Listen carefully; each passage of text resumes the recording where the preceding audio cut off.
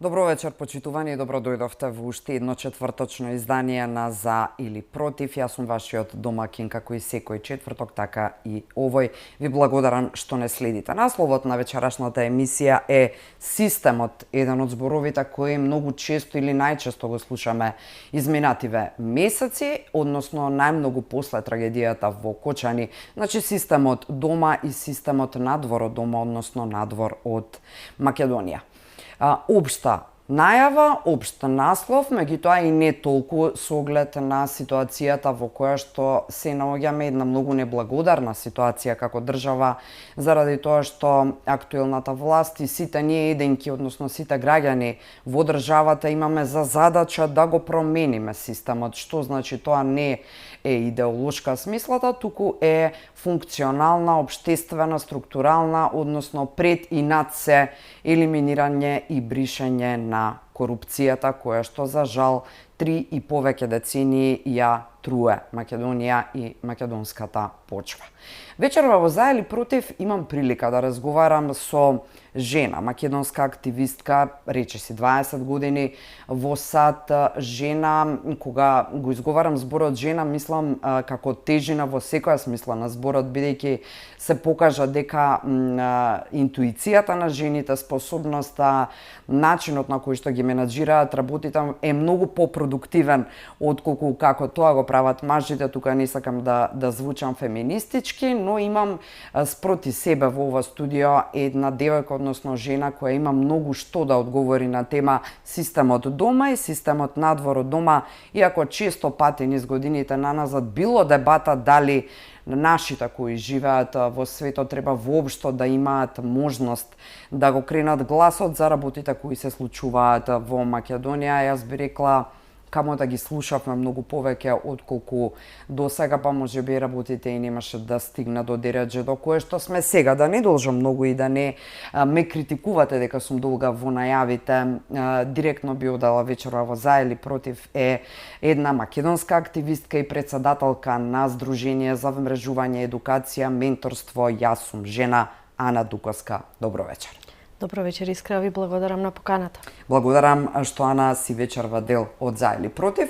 Имаме прилика да се гледаме на неколку месеци од прилика за среќа во ова студио и секогаш се супер гледани емисиите кога гостува Ана. Зошто? Заради тоа што искрен е пристапот, сведоштвото е изворно. Ти можеш да посведочиш на системите во САД, односно системските процеси, она што се случува дома. Ајде веднаш на почеток.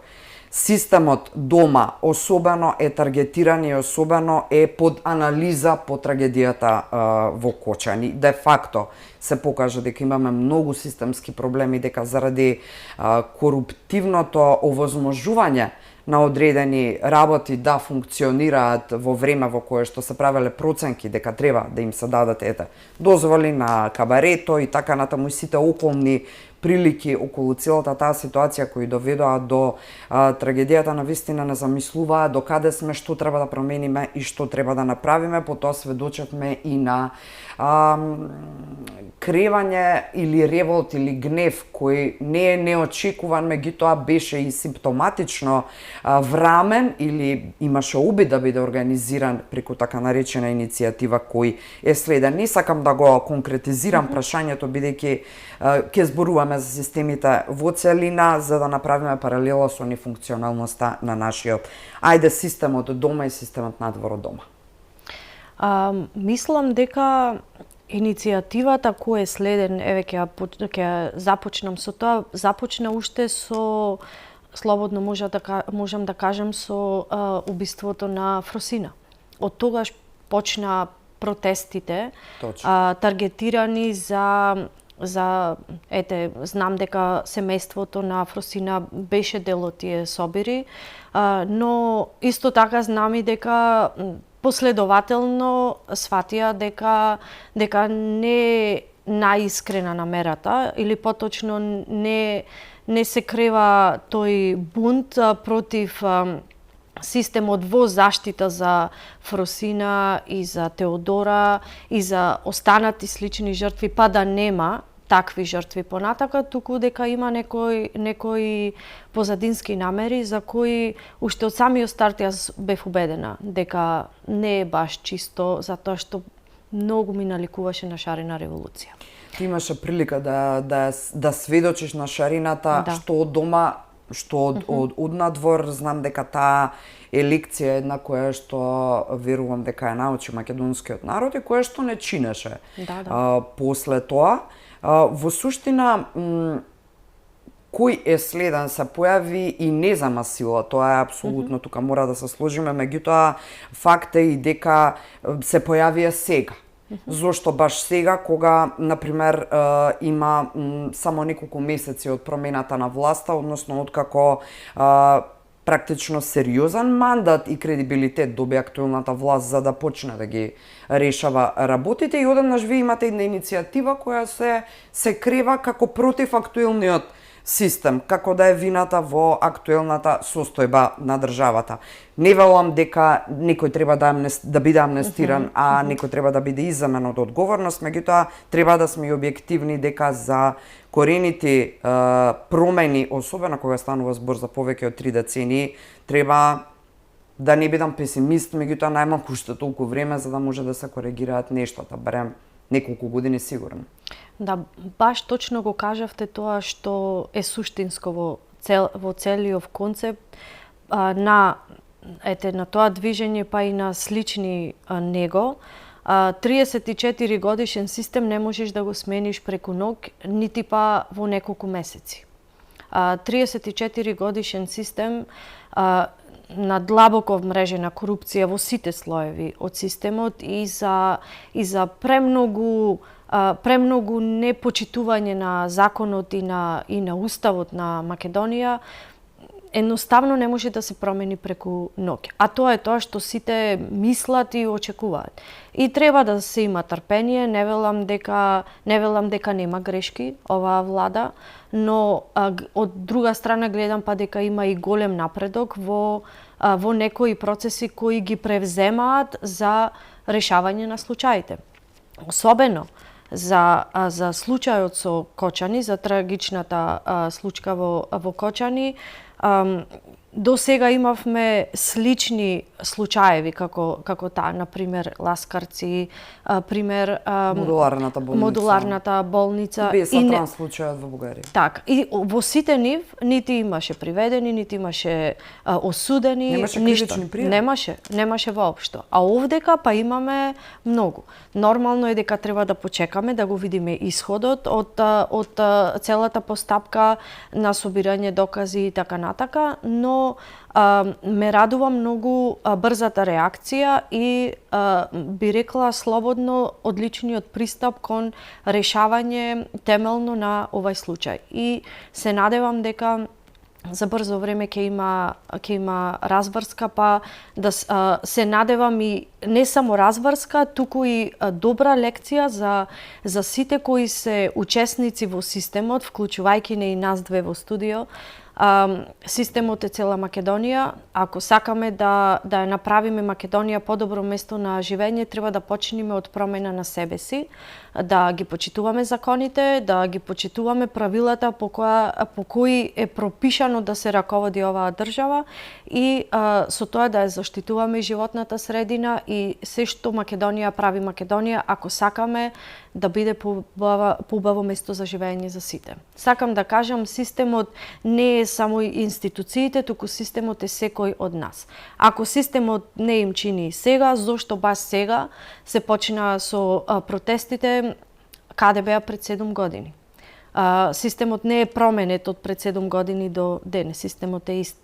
Со тоа што има нормално се превземаат на состојбите, односно последните десетина години би рекла да го заокружиме како период. Да, факт е дека трагедијата во Кочани и начинот на кој што сега се води истрагата, односно како се обидува Министерството за внатрешни работи во соработка со обвинителството да ги спроведе работите, ќе биде дополнителен терет, сакав да речам, за актуелната власт, зошто бидејќи покрај тоа што им го должат тоа на семејството на оние кои изгубија деца, истовремено и го должат на целата држава како еден од од скочните моменти или еве не знам како е благодарна да се нарече, преку кои ќе се види дека почнуваат реално на терен промените.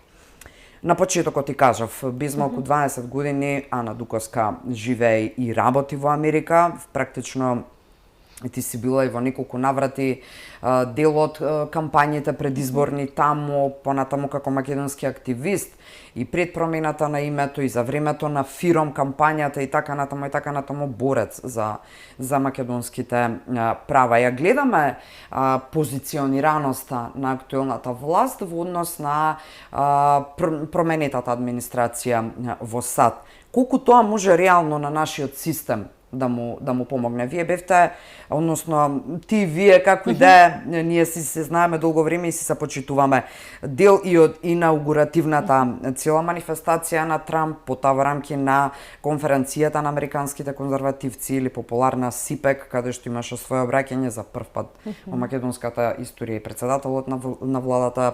Ти имаш и свое активно учество, ќе го слушнеме и тој дел, но ајде прво првиот дел. Колку реално ова позиционираност или близина, ајде да ја речеме, начин на паралела меѓу овие меѓу американската и нашата актуелната власт може на Македонија да ја помогне внатрешно системски?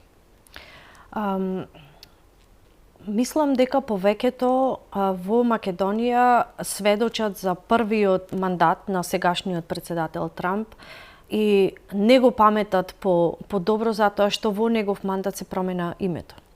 Но јас сум убедена дека тоа се должи на внатрешни сили кои македонски кои делуваа во насоки да не ја брифираат вистинската приказна за тоа што всушност се случува во Македонија. И поради погрешно пренесените информации се појави доем дека Македонија сака да го промени името и сите знаеме сега да не се навраќаме како претходната влада и предходниот премиер како ги презентира состојбите во Македонија надвор. Кажува дека ние сме подготвени буквално да се откажеме од се, да промениме се само со цел да влеземе во НАТО и во Европска Унија. Тоа ни беше и ветувано, да бидеме конкретни, но истовремено залогот кој Македонија го даде во тој период и за таа цел беше преголем и не беше прикажан како таков. Затоа сметам дека овај мандат, поради и сите предизборни активности за овие избори во Америка, придонесоа до сосема различен пристап и на председателот Трамп во овај мандат. Да, се гледаат радикалните... Да. Се забележува, дури и резултатите се чувствуваат, иако е само неколку месеци на власт, се чувствува позитивен бран на промени. Уште во првите неколку минути тој потпиша клучни закони кои беа буквално кажано од пропагандистичката глобалистичка кампања. Нешто што јас лично како човек бев против и се уште сум и секогаш ќе бидам. Но од оваа гледна точка сега со промена на тие закони се враќаме во, според мене, нормалното. Исто така, за компарација можам да кажам дека со промена на законот за основно образование и за учебници во Македонија е прва земја во Европа и во регионот кој излезе од таа пропаганда со тоа што наместо дискриминација се врати на дефиницијата на семејство во Уставот и тоа е нешто што многу ме радува, што е уште еден показател дека Македонија е на иста линија со политиките кои ги носи председателот Трамп. И имаше многу коментари за тарифите и тоа би сакала накратко да го спомнам, затоа што знаете дека се реципроцитетни и толку колку што ги има во Македонија, така доаѓа и за возврат, но процентот на извоз од Македонија за Америка е толку мал што не се ни чувствуваат тие тарифи, а од друга страна па мислам дека одливот од Македонија према Америка е повеќе во интелектуала, поточно во луѓе, наместо добра. Така, Да. Извезуваме умови. Така.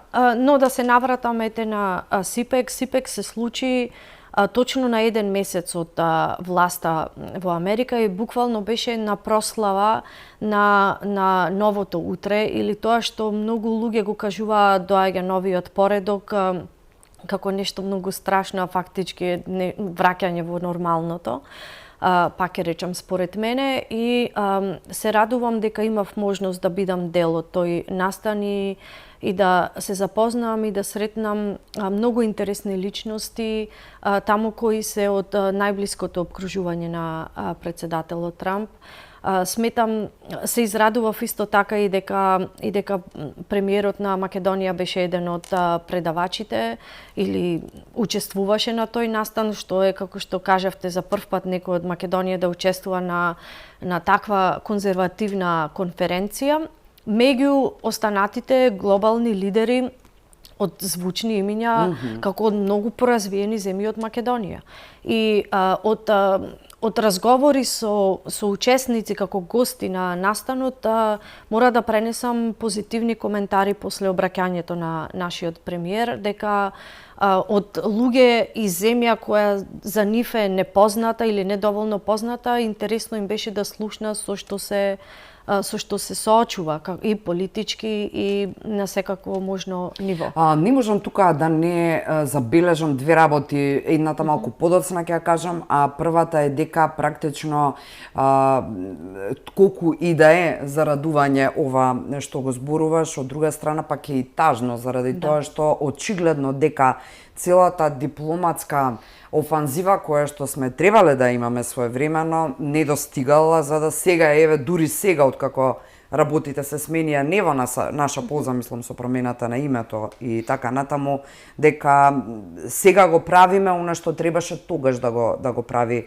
тогашната власт, но некому веројатно тоа така му одговараше во тоа време и се покажа на дело кога сме кај дипломатијата. Она што деновиве исто така многу актуелно е дека јас не знам, а често пати дискутираме по смртта на папата Франциск кој е македонскиот амбасадор во Ватикан. Имено Ватикан е една сериозна држава во држава, односно сериозна политичка моќна држава, ајде така да кажеме, значи настрана религијата, верата и тој свет збориме како политичка моќ Ватикан. А ние не знаеме кој ни амбасадор, што прави, како делува. Исто на иста линија би се служила, иако сум новинар кој ги следи работиве, не знам, например, како делува во моментот и што прави македонската амбасада во Вашингтон.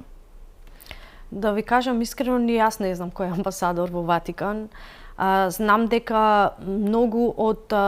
После Звонимир Јанкуловски била известна Марија Ефремова и после тоа веќе не знам кој. Да, и искрено кажувам дека не знам кој е, но знам дека имаше некои од повикувања, некои беа викнати на разговор, имиња не се спомнува, затоа не ни знам точно, да бидам искрена, но знам дека има доста проблематични дипломати кои се на клучни позиции низ цел свет, не зборам само Америка, па и Германија, кои треба да бидат поставени не само на клучните позиции, туку и вработени кои помагаат, кои работат за дипломатските представништва.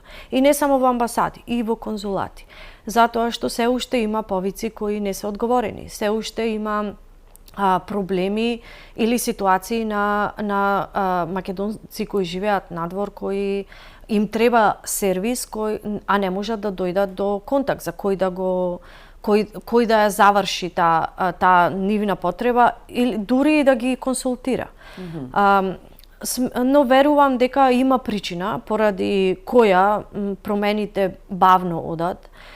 Верувам дека се соочуваат и надлежните со предизвици за како да постапат и како да ги отповикаат, затоа што, знаете, особено во, слободно ќе кажем, во албанскиот дел, секогаш ќе се повикат на етничкото прашање. дека некој од повикан само затоа што е албанец.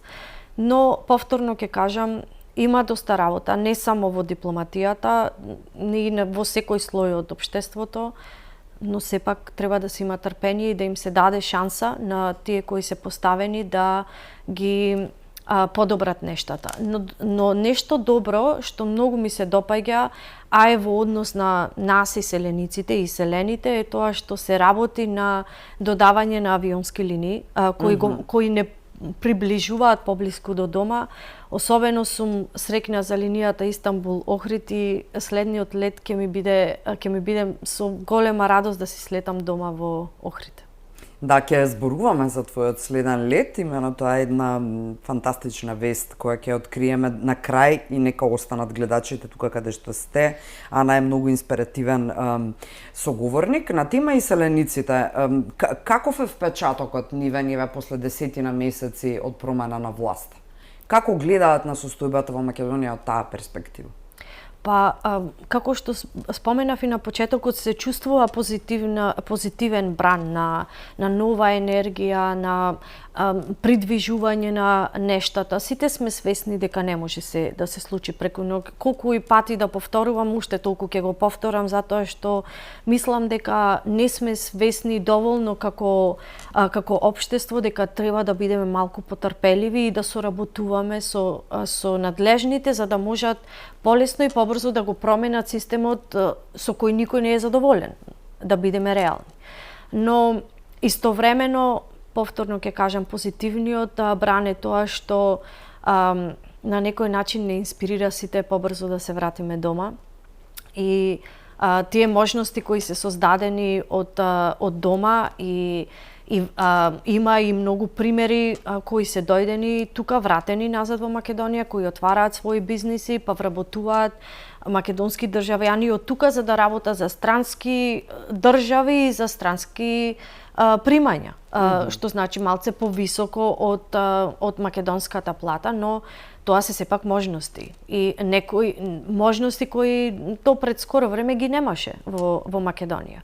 Мислам дека тоа е главната причина на тие олеснителни околности кои се создаваат за македонците да се вратат дома, затоа што, верувајте, ниту еден систем не е совршен. Не е совршено ни во Америка, не е совршено и низ Европа, и низ останатите континенти, па ни во Македонија. Но како дома нема никаде. Нема никаде, многу убаво кажано. Ќе се надоврзам на ова твоето последно, а и ќе се навратам на оно што го забележав и го најавив за малку подоцна, односно делот дека кога зборуваше за Трамп и за неговите политики и за оно што го прави како промену уште веднаш по преземањето на претседателската фотелја, да речеме, еве вака метафорички или народски, како сакате, враќање на нормалното.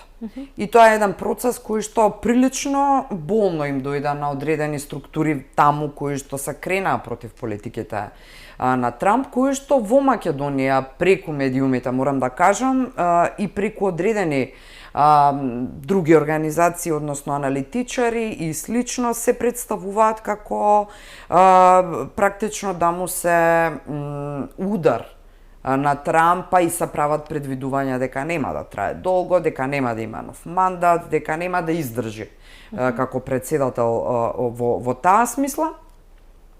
Но туку ли беше американското општество, ајде да го потребам зборот извито, перено, да сега волку тешко им доаѓаат промените кон нормалното?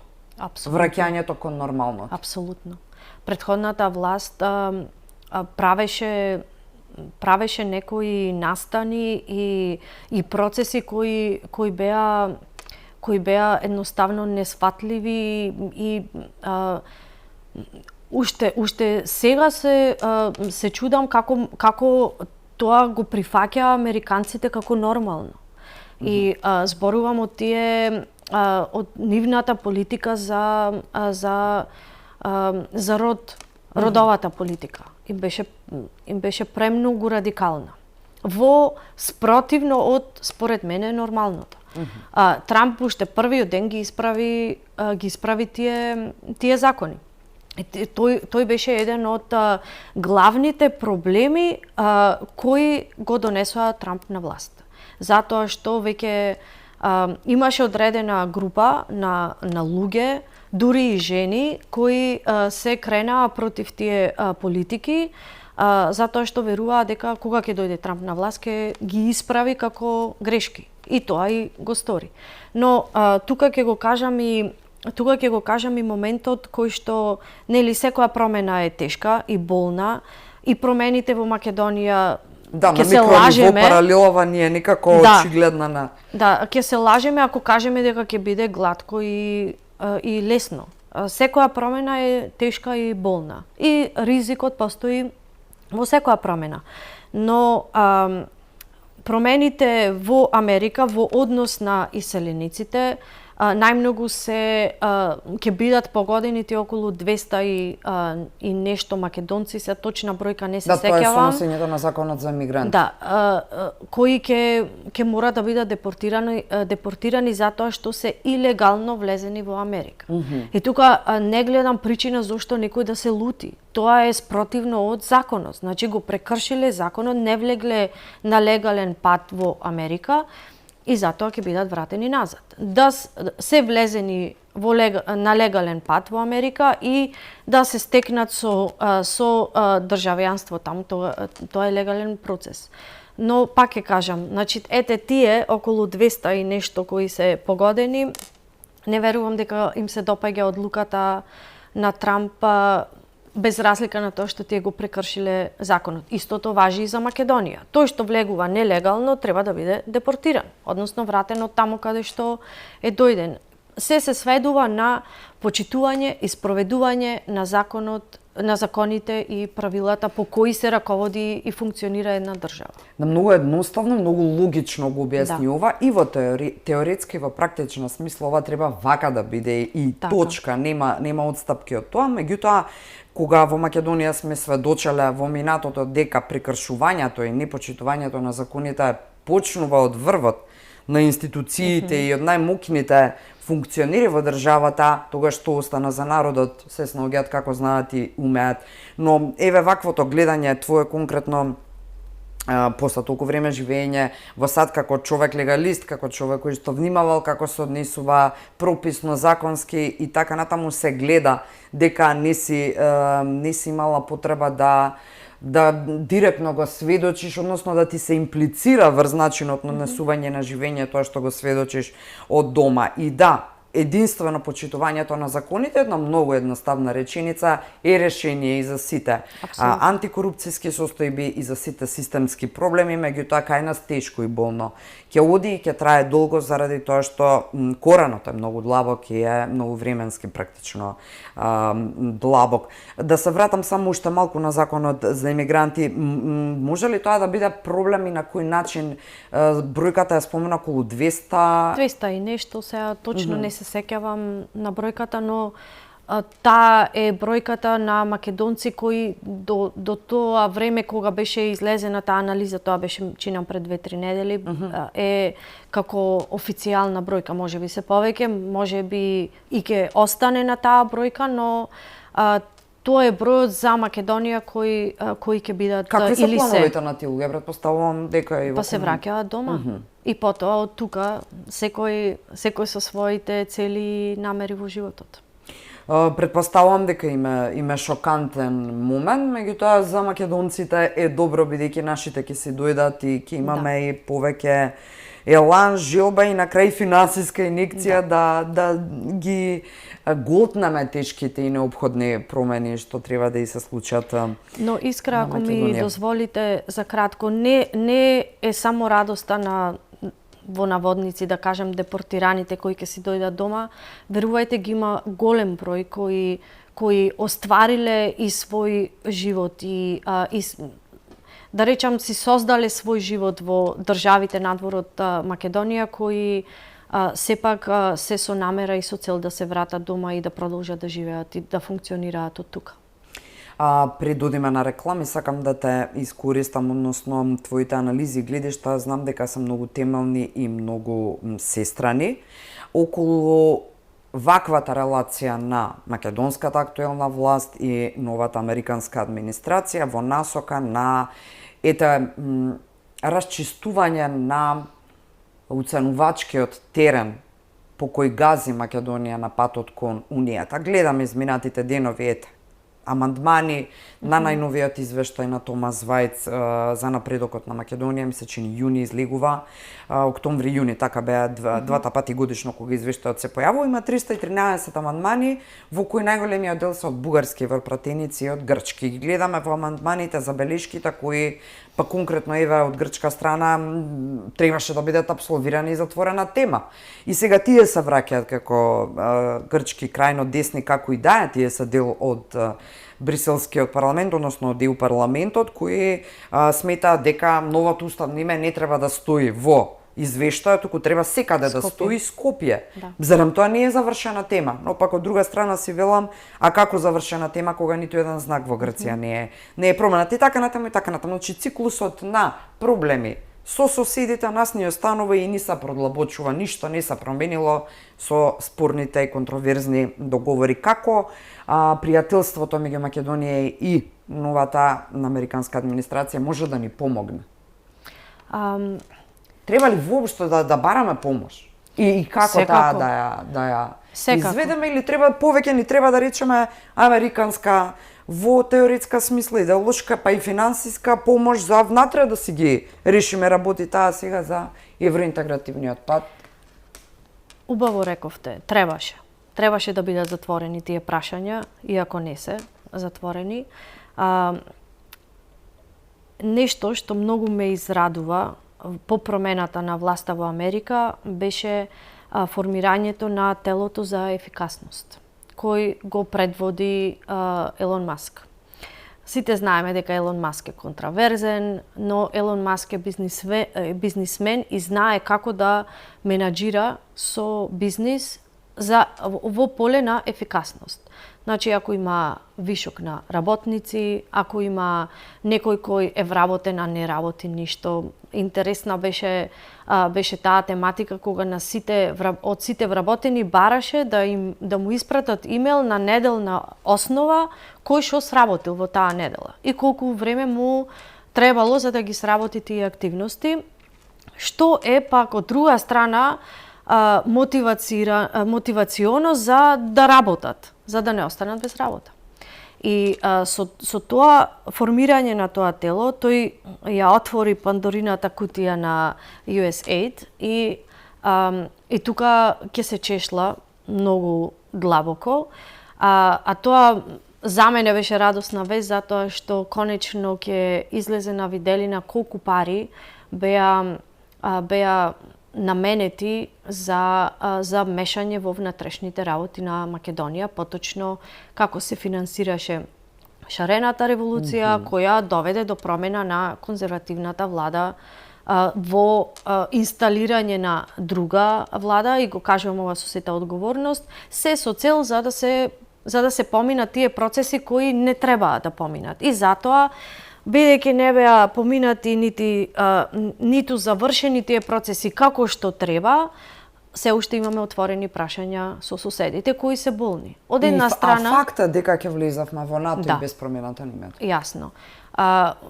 Но од друга страна, па е и добро што прашањето не е затворено, затоа што и за нас се отвара можноста да конечно смогнеме сила и да кажеме не.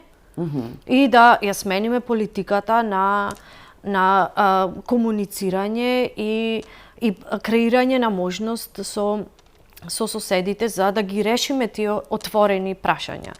И како што кажавте, Македонија ги исполна дури повеќе од барањата од тој, слободно ќе кажам, еднонасочен договор, затоа што Грција, како што и вие кажавте, нити сообраќајни знаци нема сменато низ Грција со називот, а не па останати обврски кои му беа назначени по договорот. И повторно ќе кажам, според мене тоа е добра вест, затоа што сметам дека овај нов бран на промени ќе ја донесе конечната вистина за Македонија до тие што ја имаат могта за да ги исправат нештата И да бидам искрена, уште од првиот мандат, па и за овај сега на сегашниот председател во Америка, помагав преку кампањата Македонци за Трамп, се со цел да се дознае правата вистина за Македонија и се додека можам, ќе ги користам сите контакти и можности за да ја донесам македонската вистинска приказна до председателот со надеж дека еден ден ќе може да ја согледа, па и да помогни секако доколку е заинтересиран. Никого не може со сила да натераш да направи нешто што не сака, но убедена сум дека не ја знае вистинската приказна во Македонија и затоа нема никакви ингеренции вмешаност. Глобални или процеси во кои ние сме веројатно само некое микроделче во целиот тој мозаик. Но како и да е, ние тоа треба да го доживееме и да го разбереме како апсолутна прилика во наша полза. Значи, апсолутна прилика во која треба сериозно да се реформираме и да покажеме колку вредиме. За да практично тоа и самото ќе произлезе и нашето место по тоа и на европско тла и на светско на светската мапа би рекла е секако ќе биде забележано, особено имајќи го предвид фактот дека сме ние на раскрсницата во Европа пред се и на истокот и запад. Имаме совршени примери и во Европа. Италијанската премиерка Џорџа Мелони, мене лично многу ми се допаѓаат нејзините политики. Исто и словенечкиот премиер Роберт Фико, исто така ми се допаѓаат неговите европски политики. Па да не зборам за Орбан, константен си е во неговите политики. Сакам да кажам дека се радувам позитивните промени од Америка, дека ќе надојдат према овај регион. Потребна ни е нивната помош и поддршка секако и од Европа и од европските лидери, некои од тие кои ги спомнав, па и од американскиот председател и неговата администрација, затоа што баш тие политики ќе ги донесат промените кои на Македонија и треба. Секако не зборам за внатрешно мешање, но со исправање на неправдите во нивните држави ќе се преслика таа промена и тука кај нас. Да, ќе се дојдат, што би се рекло, работите на свое место. Тука правиме многу куса пауза за реклами. Почитувани, не го менувајте каналот, следуваат неколку ексклузивни информации вечерва во За или против е Ана Дуковска.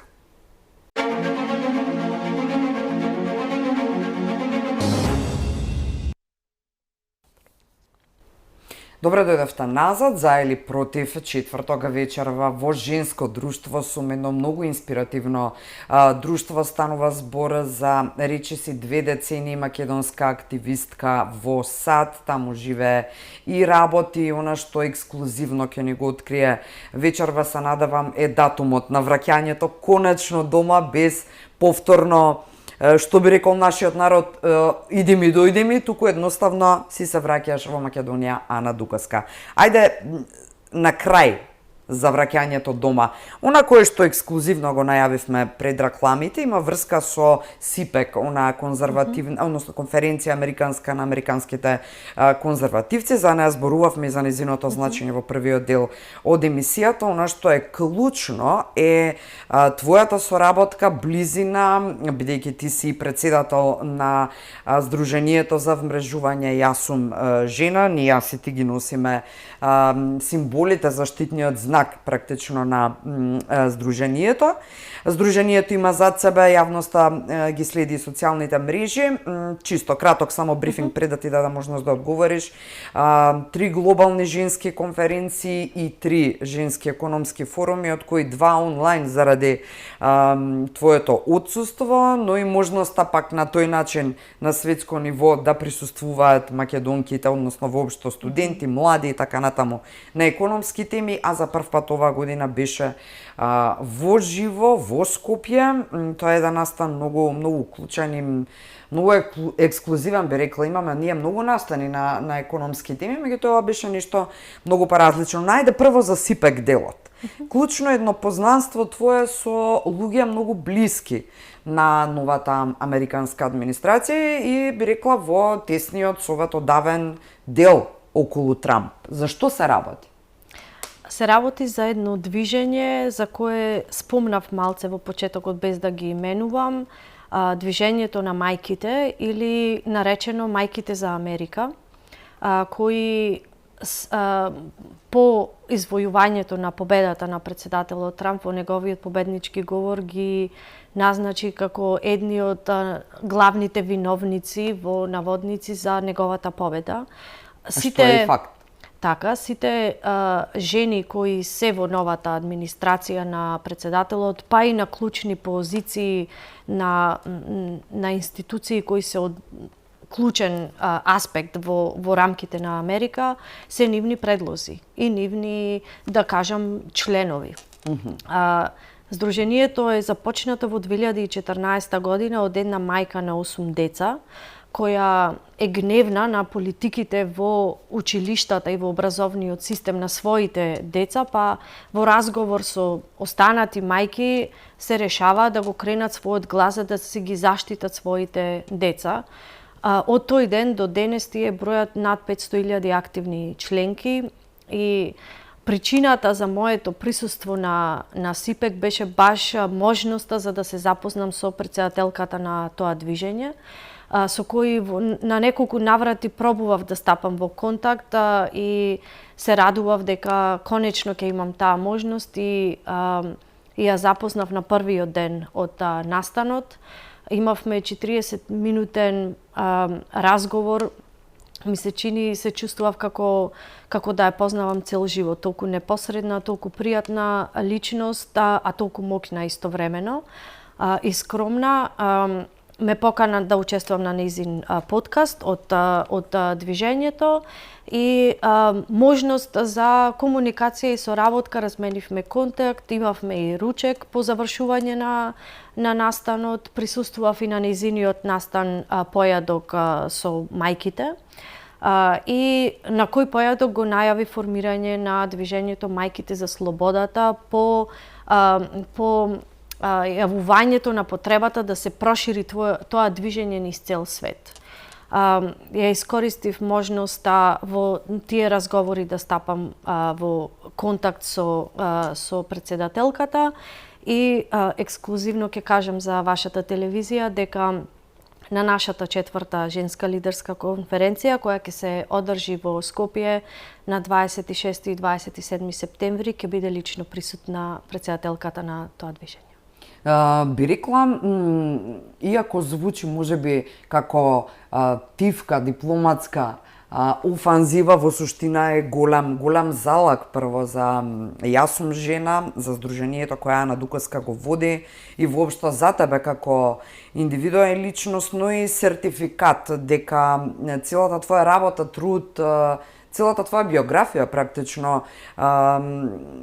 ти придонала за да имаш ваков тип на комуникација која може да е од огромна помош за нашата земја, да ја избереш Македонија како рионски центар во кој што ќе се појави ексклузивно првата жена на Moms of America, односно For America, како и да е точното име, или Мајките за Америка, е голем настан. Верувам дека интересот ќе биде тогаш за медиумите и дај Боже да имаме во ова студио, но тоа потом ќе го договориме, што би рекле нашите соседи. Значи следи еден многу важен, би рекла, настан кој што би требало да е од големо значење за Македонија и да е еден од начините како уште повеќе да соработуваме со една силна и моќна администрација од која може да се научи многу и да ни помогне многу како што е американската.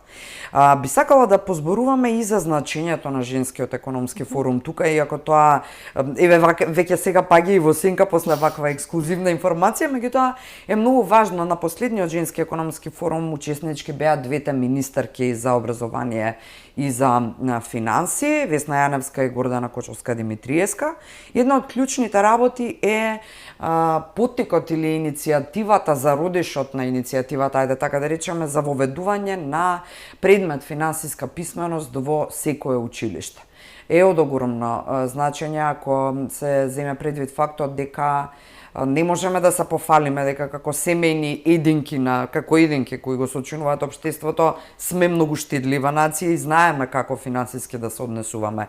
По дома, сакам малку детали со кои би го доближиле ова, еве ќе доближиме ова иницијатива до нашите гледачи. Докаде е процесот за воведување, например, на предмет посебен финансиска писменост, изводливо ли е? Зошто е важно? Претпоставувам дека има слухи кај, еве во случајов двете министерки кои би биле како клучни фактори во изведувањето на реалност на таа иницијатива. Јасно. Ми беше голема чест што имав можност да разговарам со двете министерки пред публиката, пред учесниците на форумот и беше доста продуктивна дискусија на темата за потреба за финансиска писменост, на подобрување на нивото на финансиска писменост во Македонија. Во сооднос на бројките во нашето опкружување, македонското население, грубо кажано, е 56% писмено на тема лично буџетирање и справување со своите лични финанси. Економскиот форум го организираме трета година со ред, како што кажавте, прва година со лично присуство. Морам јавно да му се заблагодарам на градоначалникот на општина Кисела Вода Орце Ѓоргиевски за неговото препознавање на квалитетот на овај проект, како пилот проект да го реализираме токму во општина Кисела Вода. Со тоа што имавме тридневни активности, започнавме со работилница во градинка, имавме работилница во основно училиште, во средно училиште и во факултет. И завршивме со главниот настан, поточно кој беше отворен за сите возрасти.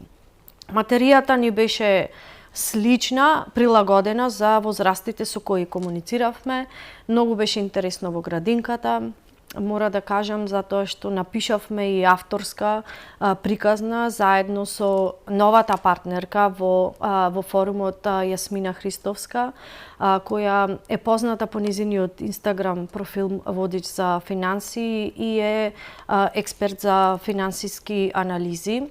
Така што заедно со неја напишавме приказната, ја илустриравме и ми ја доближивме на дечињата преку приказна за нега на цвеќиња. Имавме активности и со садење цвеќиња, затоа што беше во близина на првиот ден на пролета, кога се случија тие активности.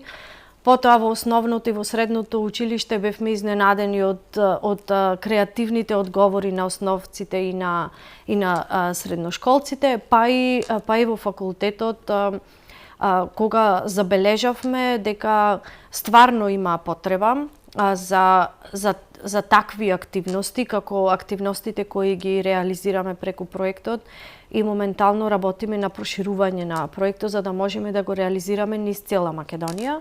Ја спомнавте иницијативата, за тоа знам дека ќе треба многу време за да се внесе тој предмет во редовно образование и во основно и во средно, но има слух и со промените кои тековно се случуваат во образованието, затоа што и образованието како дел од системот мора да претрпи многу промени, некаде е пренатрупан, некаде има недостатоци, некаде има незаинтересираност на наставен кадар, некаде има незаинтересираност на деца за да изучуваат некој проблем.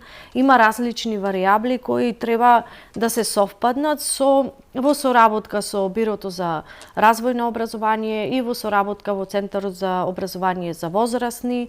Ќе најдеме начин како да ги реализираме овие активности низ цела Македонија, со тоа што нормално дека ќе бидеме да кажам интересни, различни и ќе ја доближиме материјата и потребата за оваа вештина за секого, за да можеме и индивидуално и вкупно да учествуваме кон создавање на финансиски писмено општество.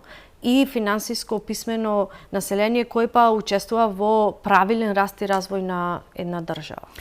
Додека зборуваш, не можам да не бидам искрена и да си признам колку сум практично финансиски неписмена, ова и вака јавно искрено го кажувам, во смисла на тоа личното буџетирање и планирањето на буџетот по дома не ми е најјаката страна, но како и да е, ако јас така се чувствувам, тоа значи дека и повеќе од неопходно име и на помладите да можат да преку индивидуална грижа за финанси да направиме едно поздраво и економски одржливо општество. Инаку она што клучно требаше, а не го кажав на почетокот во најавата за тебе и дека си ти експерт за финанси, односно си економист по професија.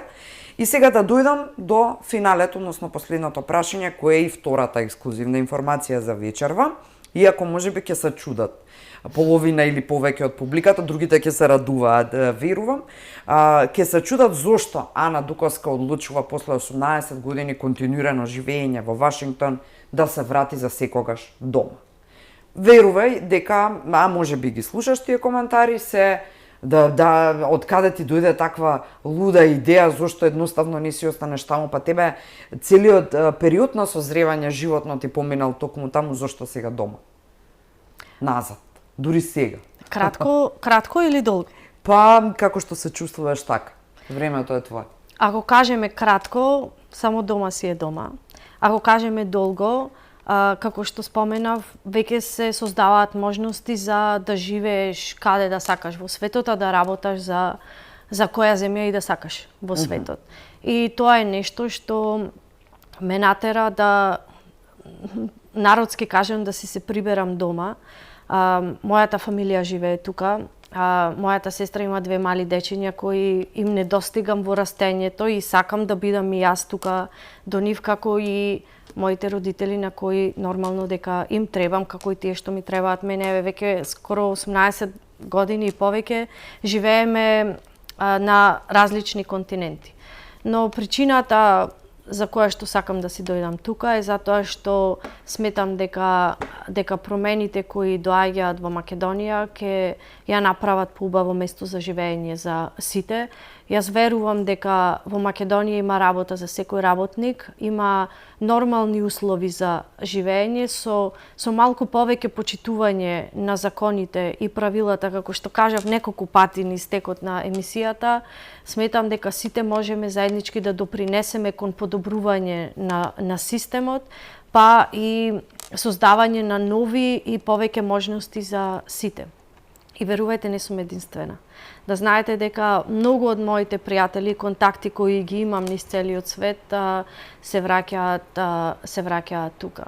И сето знаење што го имаме стекнато во, да кажам, поразвиени држави каде што живееме и функционираме извесен период, за мене скоро 2 децении, сакаме да ги пренесеме како позитивни практики во Македонија со цел да подобриме во поправка на тој систем.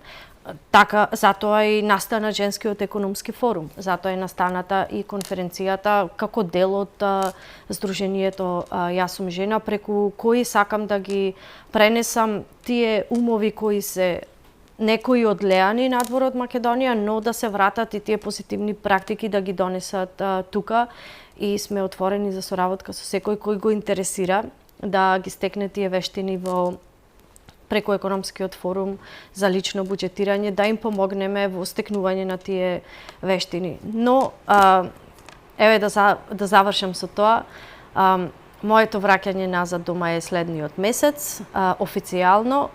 Имам датум, не како Македонија, јас имам официјален датум, така што се радувам, особено затоа што, како што кажав, ќе си слетам во Охрид, мојот роден град, и дека конечно ќе ми се исполни таа желба да си продолжам од каде што застанав пред да заминам од тука. После 18 години прв пат ваков директен лет, но за се има прв пат и добро е што го имаме. Добро е што се случува, можеше и да остане некоја само желба или некакво посакување на кое никогаш не имаше да сведочиме. Се радуваме прво на твоето враќање дома, а потоа и на таа една енергија која што на енергија на верба и оптимизам која што ја носиш, и верувам дека ќе бидам повеќе и од потребна на Македонија, не само од тебе, од многумината кои ќе одлучат благодарение на вакви вмрежувања и вакви начини на комуникација, глобалната женска конференција, женски економски форум, па и други настани, нели, кои ги организираат и други здруженија и невладени организации, па и на институционално ниво, едноставно да направиме пат за еден порапиден и побрз развој конечно на Македонија, и да видиме една Македонија во која младите ќе уживаат, да си го планираат животот години нанапред, без да размислуваат каде ќе се оцелат. Ана Дуковска, благодарам што беше искрена, како и сите гостувања до сега и од сега, повраќањето дома конечно и почесто ќе се гледаме во ова студио. Благодарам за поканата, искрено ми беше чест. Почитуване, ви благодарам на вниманието, и јас сум сигурна дека секогаш кога енергијата внатре тука пред камери изгледа вака како што изгледа, сигурна сум дека најмалку е триплирана од другата страна, односно од каде што вие не следите. Бидете и утре во редовниот термин на За или Против. Пријатно.